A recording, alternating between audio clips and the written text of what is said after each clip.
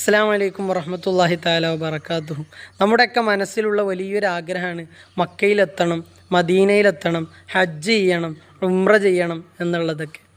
എങ്കിൽ അതിനുള്ള സാമ്പത്തികമായൊരു സ്ഥിതി പലർക്കും ഉണ്ടായിക്കോണമെന്നില്ല.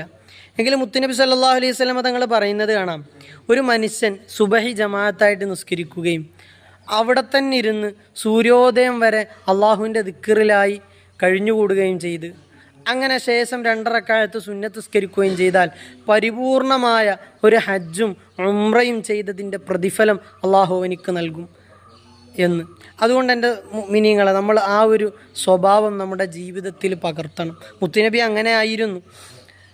അതിനർത്ഥം ഒരിക്കലും നിർബന്ധമായ ഹജ്ജും ഉംറയും ഇതുകൊണ്ട് ഒഴിവായി പോകുമെന്നല്ല. അത് നമ്മൾ ചെയ്യണം.